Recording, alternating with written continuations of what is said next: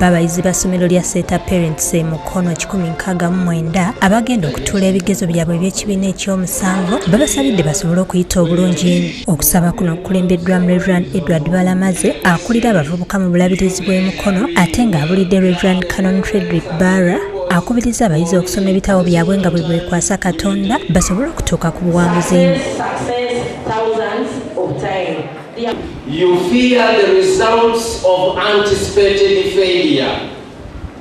You are thinking, I don't know how it will go.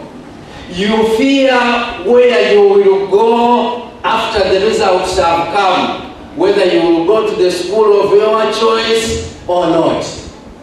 You fear whether your parents are going to be able even to pay for secondary school. Maybe you just fear mathematics. Balwa ngali wamu n'abazadde n'abakulira essomero lino basabidde abayizi bano basobole okuvaamu okutya nga bagenda okutuula ebigezo bino.